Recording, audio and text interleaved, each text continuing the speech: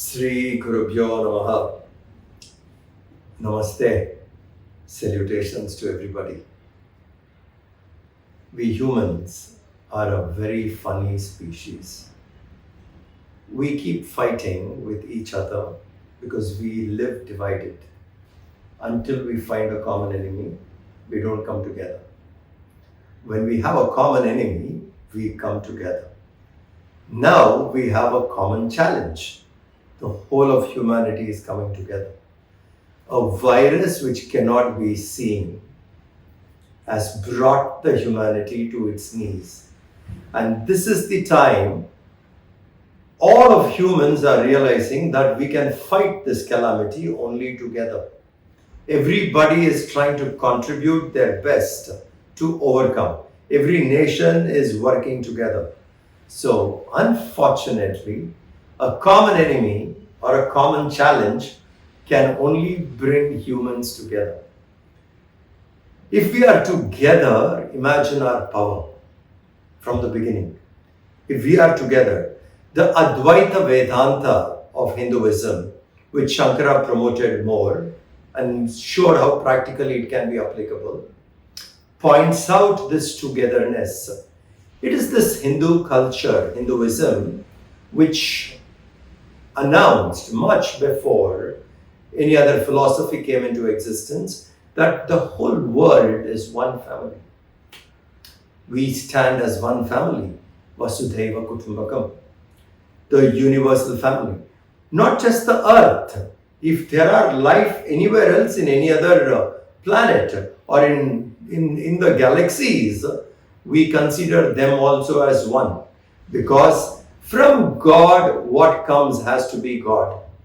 So the universe has come from God, and so this universe is nothing but manifestation of God.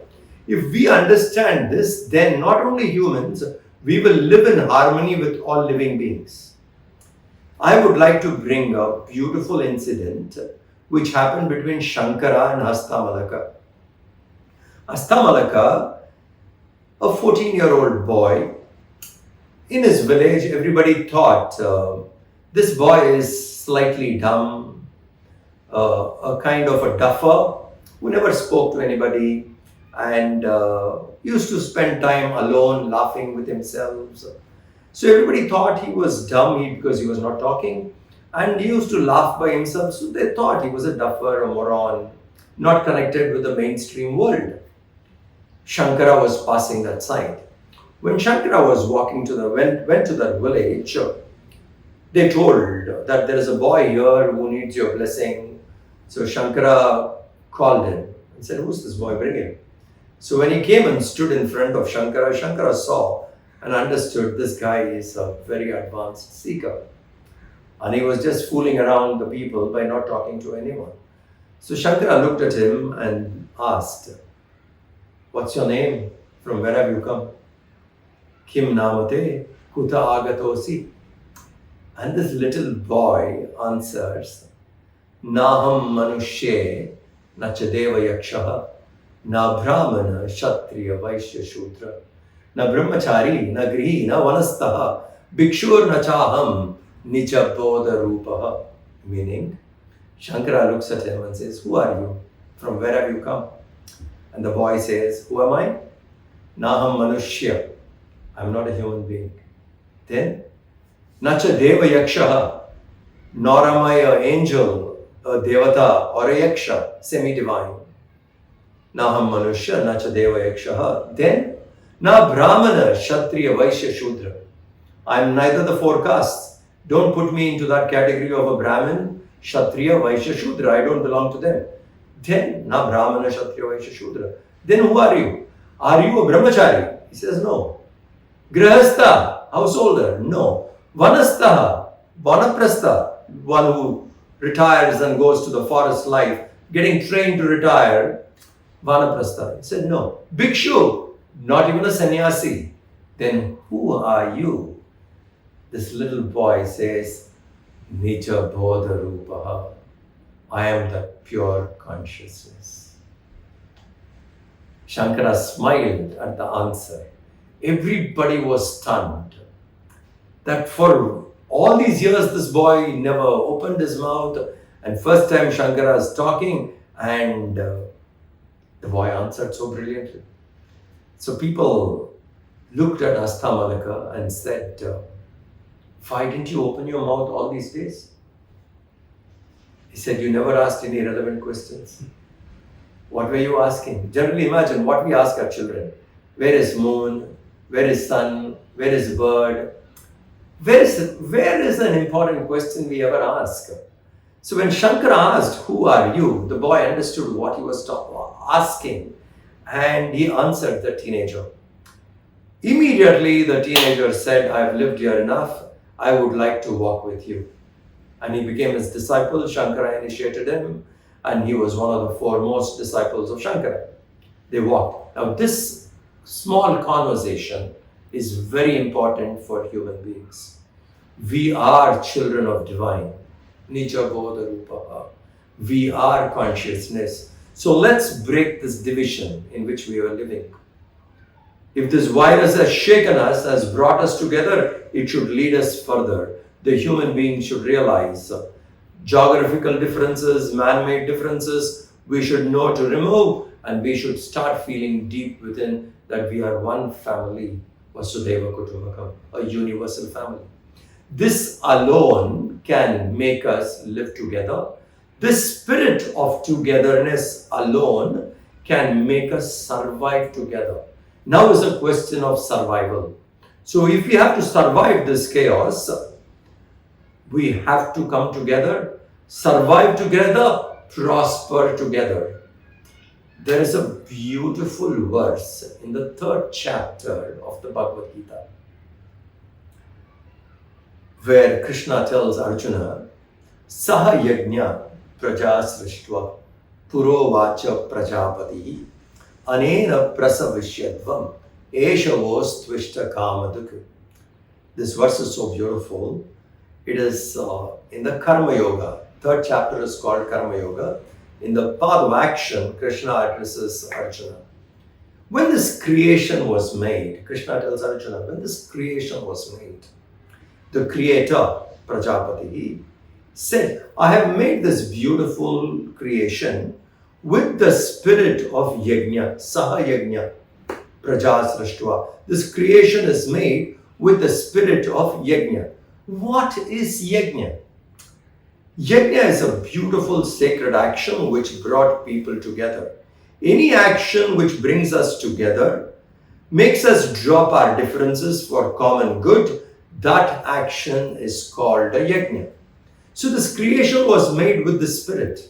In the past, when people were, let us say, in a village, people were divided, they were not together, etc. At that time, a saint who passes that side looks that the people are all divided and they are not together, so he tells them, let's perform a yajna. So the village comes together to perform a yajna. The people who can offer, let's say, prasad, the whole village has to be fed. You need rice, you need grains, you need various pulses. So the merchants come and give all this.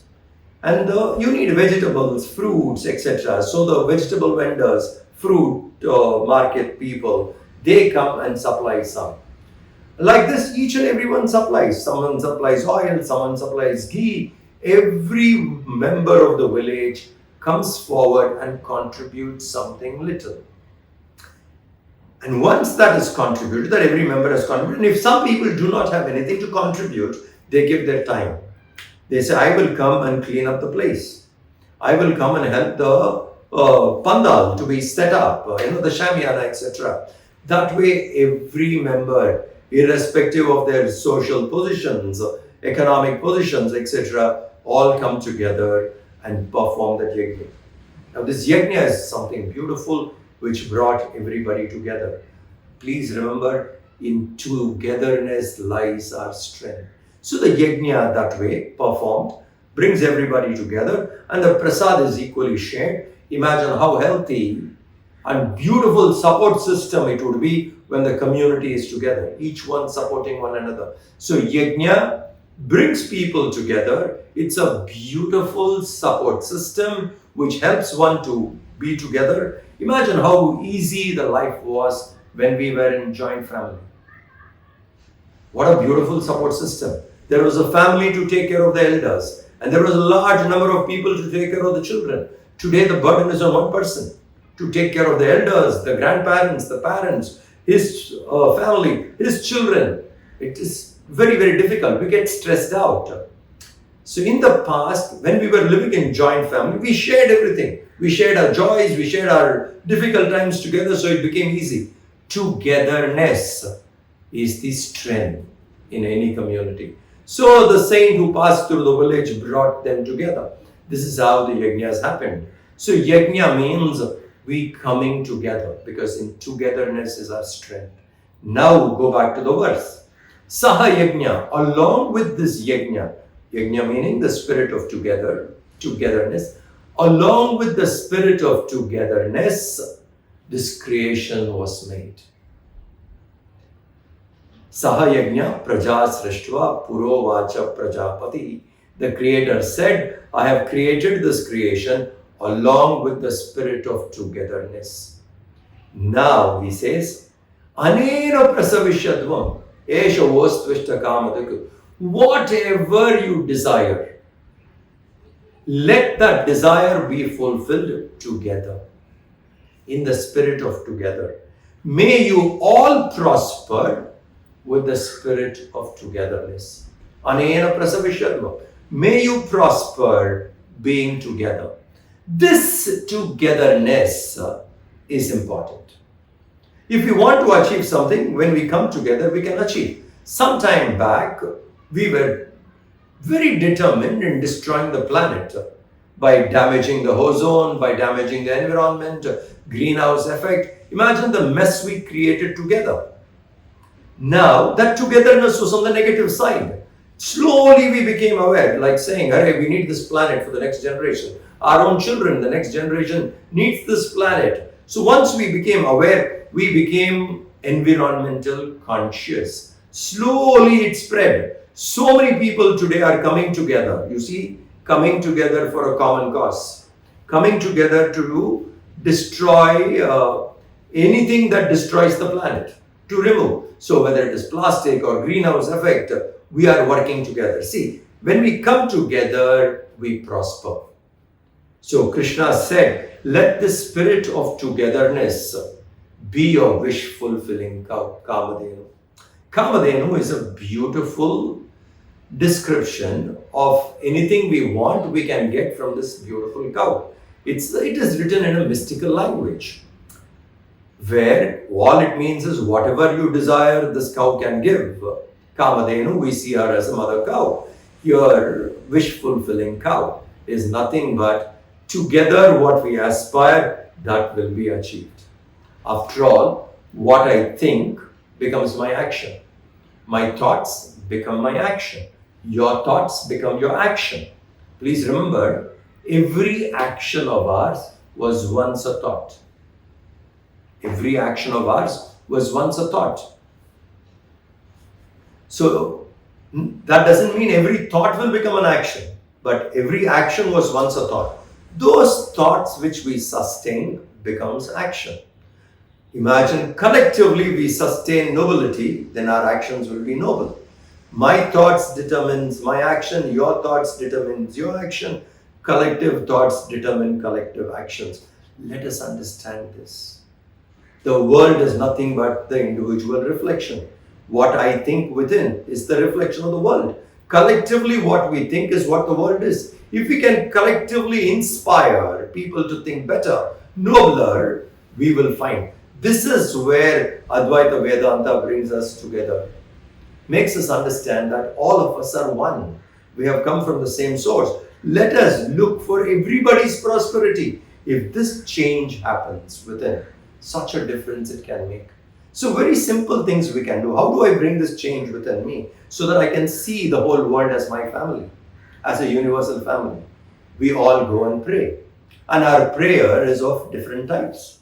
Artha, Arthati, Jignasu, Jnani. There are 4 types of people who seek the Lord.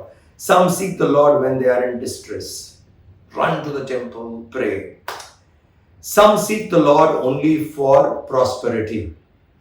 Some seek the Lord just curious to know about Him. Not seeking, but just to keep well informed about Him. And some seek the Lord only the Lord. Nothing from the Lord, but they want the Lord.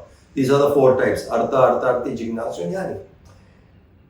So our prayer generally reveals with a common man is only Artha, Artha, Artharthi. So whenever we go and pray to the Lord, let's make this a simple prayer. You pray for yourself. No problem. Very good. Pray for yourself. Pray for your family. Absolutely fine. These two are good. Along with these two, add few more prayers. For every self-centered prayer, pray two selfless prayers. For every self-centered prayer, pray two selfless prayers. This is all is required. You go pray for yourself, you pray for your children, you pray for your family, you pray for your prosperity. Okay, you have prayed 4 desires you are seeking from the Lord. Add 8 more desires which are selfless. Saying, let the environment progress can be one. Sarve bhavantu sukhinaha. Let all beings be happy. And somebody not known, he could be the barber down the road. He could be the vegetable vendor or the lady who comes and cleans your house. Pray for it. Add for every selfish prayer, add 2 selfless prayers. And you're praying to the Lord. Do it with absolute sincerity. How you have prayed for a selfish prayer, 2 selfless prayers, pray sincerely. I tell you, inside the change will happen. We will be praying for the universe. This was very natural in our culture. In Hinduism, the prayer itself was that. Sarve bhavantu sukhinaha, sarve santu niramaya. We always prayed for everybody. Loka samasta sukhino bhavantu. This was our prayer. Let's bring back this prayer. But let's do it a little more clear. For every selfish prayer, we will pray 2 selfless prayers. Slowly, if this can start spreading, we will start looking at the whole universe as our family. Vasudeva Kutumbakam. This spirit of togetherness is required to survive any calamity. If we are together, we will survive, because in togetherness is the strength. Saha yajna. Along with the spirit of togetherness, let us prosper. So this is a beautiful verse which tells us how we have to be together, and in the spirit of togetherness, how we can progress. This way, working together, being together, we can progress, we will survive any calamity. That's something on the positive side of this COVID-19, if we see, is the destructions we were doing for a while. When we stopped because of the lockdown, how quickly we found earth healed. I never thought in my life I would see river Ganga clean. I never thought in my life I would see Yamuna clean. I never thought within a month the damage what we have done to the earth got so healed quickly. Earth became so beautiful within a month. Look at the power of the creation. The power of manifesting beauty. If we don't damage, 1 month time, the earth healed. This is so beautiful. This is Prakriti, the power of Prakriti. This is nature. So this is a great lesson we have learned. That if we have to live well, earth is also very important for us. That's why in Hindu culture we worship earth. Let us look at earth as divine. And let us guard the earth well. So in a month we learn. That's a very positive lesson. Second positive thing is this COVID shattered human beings, made people introspect. And today we are coming together. The whole world is coming together. Each one is depending on another, supplying medicine, supplying masks. Every other country is doing, so that let us somehow survive together. It is not that you can protect one country alone. Then you will live in isolation. You want to interact with the world has to be healthy. You can't say, I will keep my country healthy. Then you cannot connect with the rest of the world. Rest of the world has to be healthy. Now COVID has made us realize every part of earth, every country is important for my own good. If I have to enjoy the earth, I have to do well, then I have to take care of everybody. So that is something which has brought us together. So we need to keep this in mind, that how this, in this calamity, we can see the togetherness coming in. These two are important. And another point which we have to learn how to respond to these challenges, all the while we have lived selfishly. Now is the time we live selflessly. Now is the time we go out and make little sacrifices. Because so far when I've lived for myself, I have compromised. How much we compromised on the planet for my selfishness. Now is the time we sacrifice. Between sacrifice and compromise, we have to understand, when I give up the lower for the higher, it is called sacrifice. When we drop the higher for the lower, it is called compromise. We should choose sacrifice because that is divine, that is yajna, sahayajna. Let us choose sacrifice because we have lived a life of compromise. So much for me. Now see, when it comes to your need and your family, there are people who love the family, are willing to give up their need for the family because the family is higher. My need is smaller. Dropping the lower for the higher is sacrifice. And there are people who have dropped their family for the nation. Dropping the lower for the higher, for a higher cause. So whenever we drop the lower for the higher, it is called sacrifice. Whenever we give up higher values for our own selfishness, it is called compromise. What we need to learn now is we have benefited by so many people's sacrifice. This is the time we start sacrificing. So what is sacrifice? What our Prime Minister called the other day as Atma Nirbhar, self-restraint. Let us have self-restraint. We enjoyed, we celebrated this world. Now is the time we should have self-restraint. Let us see if we can avoid going to a place we should avoid. However deep the desire may be to go out to a mall or to a theater, etc., let us control for a while. Because not going out in public is going to help. Simply saying, I want to go, then we can't be selfish and fight this disease. So self-restraint is very, very important.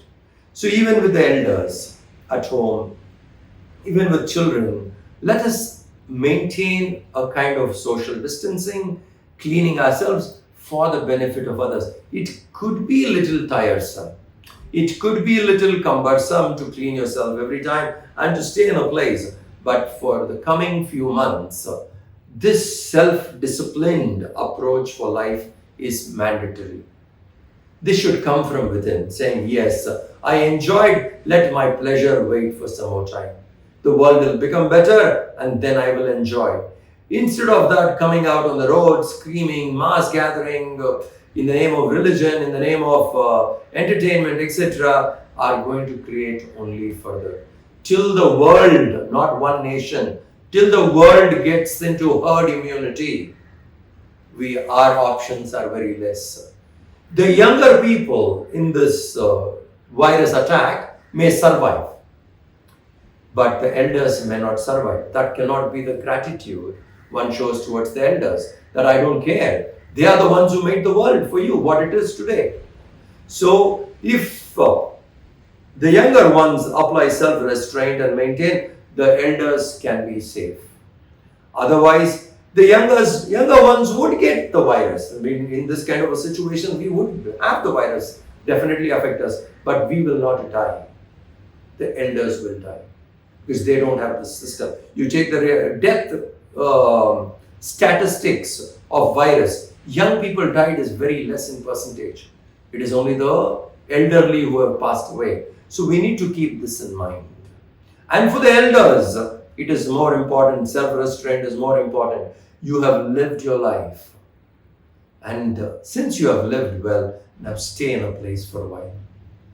Have that control. Don't have to do the same thing what you did. Don't crowd any places, including the places of worship. God is everywhere. We can worship at home. This would be more appreciated. So stay in one place. It could be difficult, but for some time we should stay. Imagine how many people sacrificed their comforts of their houses and lived in cellular jail in Andamans. Cellular, in one cell they were put because they were asking for a freedom. So when we turn back and we see how many people have sacrificed so much for us. So we should know to sacrifice our joys for a time being. It's not forever. Please remember, nothing stays forever. Everything keeps changing. Anityam asukam lokam. This world and everything in this world is continuously changing. The sorrows will also change. Joys will also change. It keeps moving, continuously impermanent world in which we live. So when these things keep changing, this difficult situation will change, but we need not make it worse. We can stay together with that self-restraint, practice it for a while till the situation improves. This way, if we practice, this is the way personally we can respond, remembering compromise and sacrifice. And in prayer, start praying for the universe. I'm sure the concerned people, the scientists and the efficient leaders will find a better solution to get this. And there will be difficulties here and there, but I think we must cope up with it. So to wind up what I said, this calamity has brought us together. Unity is our strength. Togetherness is our strength. Let us realize the whole universe is one family. Together we will survive. Together we will prosper. Let's shed our selfish intent for larger interest, and between compromise and sacrifice, let us choose sacrifice. We have got a few questions. Thank you for sending these questions. The first question, Swamiji, could the vision of oneness as expounded in our Upanishad be the way of the whole world for harmony and happiness?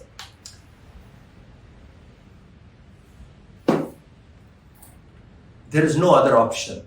If we want the world to be peaceful, happy, we have to recognize the oneness. When there is one, there is no conflict. When there is two, where there is a division, a conflict arises. It is important we see ourselves as one. This entire universe has come from the divine. So the universe in which we live is not separate from the divine. Divine alone has manifested as this universe. So in a way, it is better to say, God did not create this universe. God manifested as this universe. That's the best approach. So when we understand God alone has manifested as this universe, that means this universe is nothing but divine. Every living creature is nothing but divine. Sarvam Kalvidam Brahma. Everything that is existing is nothing but the divine. Very simple. From a piece of gold, if you take and make a bangle, the bangle is nothing but gold. If you take from the gold, you take a chain and you make a necklace, it is nothing but gold. The forms are different, but the content is gold. Similarly, we may appear in different colors, different shades, in different sizes, in different forms, but all of us are nothing but that expression of truth. Whether we like it or not, this is an irrefutable truth. The moment we realize this, there would very naturally be harmony. So the best way is we need to bring this awareness to the people about this oneness, that it is a fact. I think the science is getting there closer nowadays. What the Upanishads were talking for few thousand years, the science is coming to that particular point now. The quantum physics is getting closer, arriving. Very soon, scientifically, I'm sure, the scientists would also declare that this entire universe is one. The moment we establish in that oneness, Advaitam, then there would be definitely harmony. So it is important we do. And we, the Indians, have a bigger responsibility in it, because for whatever good reason, this knowledge of oneness, the Brahma Vidya, was given to us. We are the ones who have preserved it in this continent, in this world. So since we have preserved it well, it is our responsibility to promote it. It is our responsibility to share it with others. So people have to become aware. So we Indians have to understand we are the custodians of this supreme knowledge, Brahma Vidya, and it has to be shared. And once the universe gets this idea that we are all one family, children of that divinity, once we understand that, I'm sure there would be a lot of harmony. Harmony comes in understanding oneness, not through division. The more divided we are, more conflicts will be there. The more divisions erase, harmony would increase. And totally it would be like, just to look at us, every being, be it an ant, be it enlightened, both are expression of the same divine. It's like you play a game of chess. There's king, there's queen, there's minister, there is horse, rook, soldiers. End of the game, all of them go back to the same box. They come from there, play for a while, and they go back to the same box. Same way. From the divine we manifested, we play here for a while, we go back to manifest. When we are playing here also, we are nothing but the divine.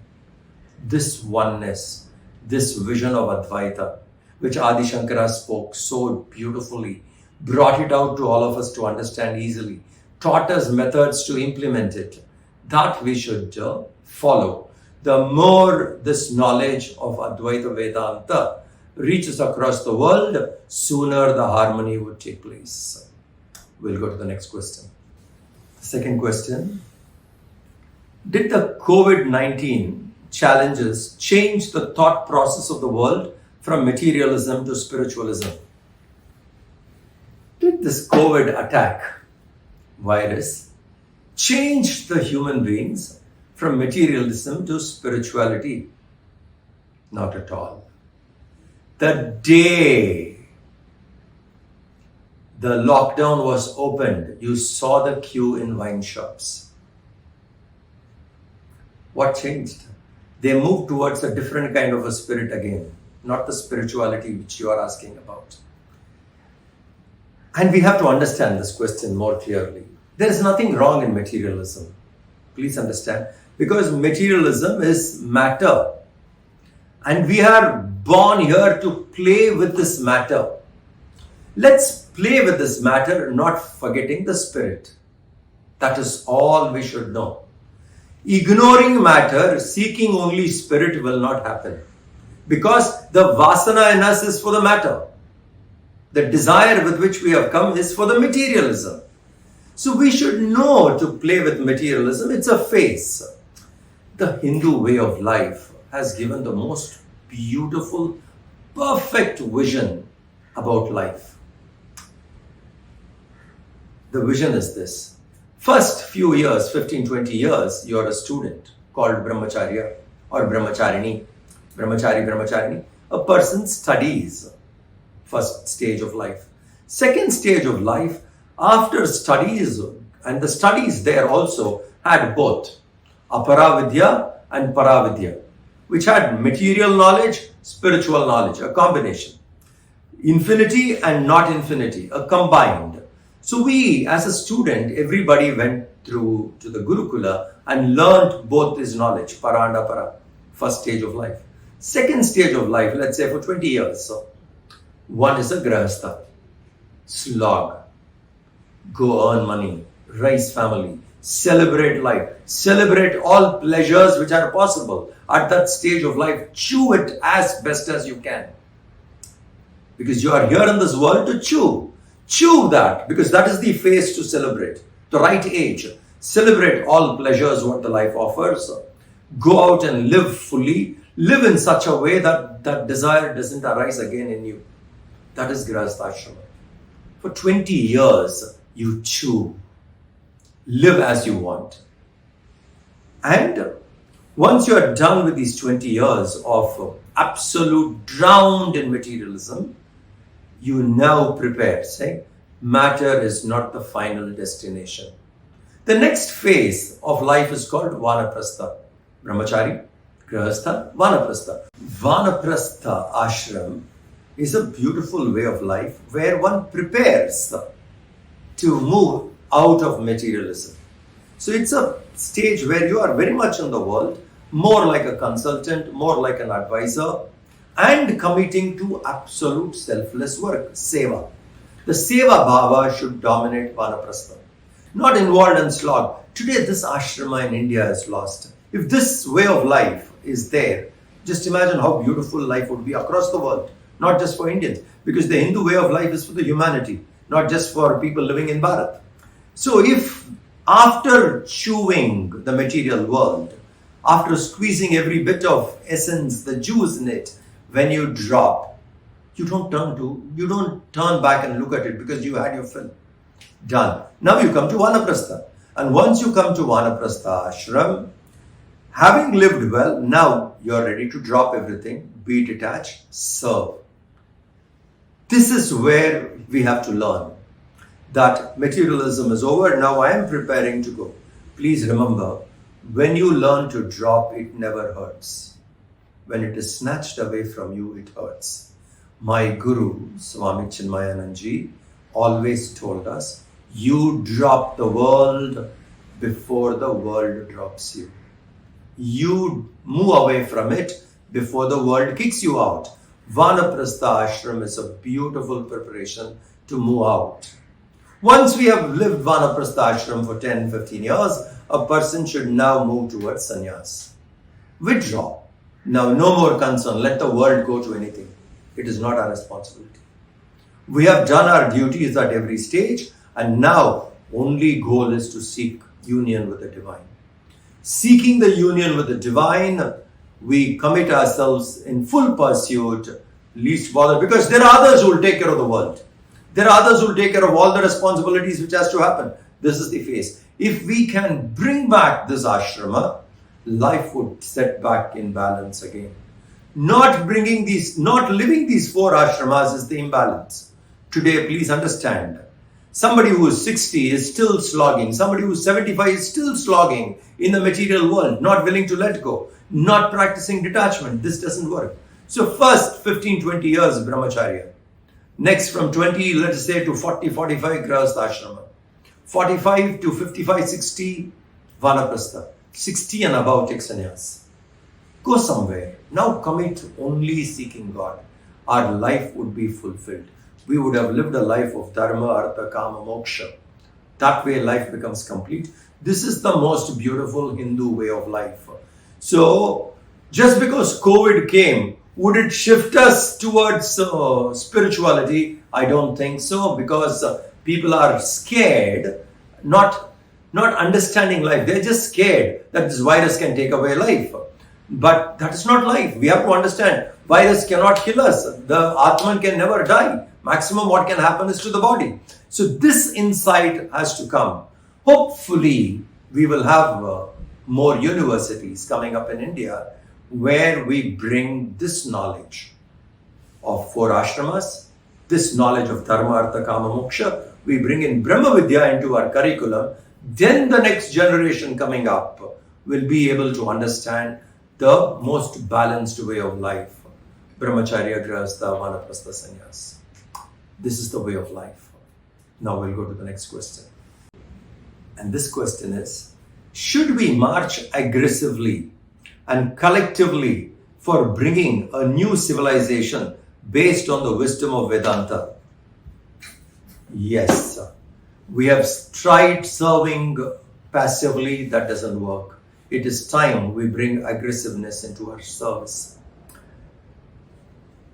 When your child is sick and the child refuses to take medicine, do you deal with the child passively or do you deal with the child with sternness? The child may refuse the medicine, but you know the medicine is important. There you do not give an option to your child. you say you must take this medicine, because that is dharma. Similarly, when we are the custodians of this knowledge, and this is such a beautiful knowledge which only expands humanity, which only makes us live in harmony. That's why you should understand Hindu civilization taught the world to coexist. Look at the differences, plurality, and we have coexisted with the differences, we have coexisted with the plurality for 5,000, 10,000 years old. If you go back to Saraswati civilization, imagine some 15,000 years old civilization we are, in which we have coexisted. Within the family, there will be somebody worshipping form, somebody worshipping formless, somebody worshipping Devi, somebody worshipping Shiva, somebody worshipping Lakshmi. In the same family, we have coexisted together. My neighbor could be a Vaishnavite, my other side person could be a Shaivite, and I could be following Nirguna. We coexisted in the same society, in the same street. We appreciated plurality. The strength of Hinduism is appreciation of plurality. That's why all methods, from primitive to sublime methods, are kept together. We have coexisted. And all our worship, you see it is in the same form. For example, you take Shiva Parivar. Shiva has a snake. And Lord Muruga has a peacock. Snake and peacock don't get together, but when they are connected to the higher, there is harmony. Parvati has a lion and Shiva has a Nandi, a bull. Now please think, the lion and the bull coexist. When the lower is connected to the higher, there will be coexistence. We Hindus have understood this. Therefore, with differences, we have coexisted. And it is such a beautiful philosophy. Today, we have to reach this out if it is to be done aggressively. Aggressively in the sense of more dynamically. Please understand, aggressive is not going and slaughtering somebody. That aggression we are not talking about. We are talking aggression of dynamism. We have to be more dynamic to go out and convey this message and inspire people. Because the world may pick it up and then there can be peace, more harmony in this world. It comes with a lot of self-effort. Passive way, sluggish will not work. This is the time we must be more dynamic. In fact, my Guru, Swami Chinmayananji, has given this as the motto for the youth. He has told, harnessing youth potential through dynamic spirituality is the way in which we have to bring the youth together. Harness their potential through dynamic spirituality. That way, we must harness our resources with dynamism and take the spiritual knowledge as much as possible. It is high time that we put our foot down and bring this into our curriculum, because this teaches us to appreciate pluralism. This teaches us to be accommodative. So this knowledge has to come, and if India sets this right, world will pick it up, because once upon a time, we were the giants, we were the leaders, we were the Vishwaguru. Everybody was looking up to us long back. It's old history, but we should remember the history. That was our place.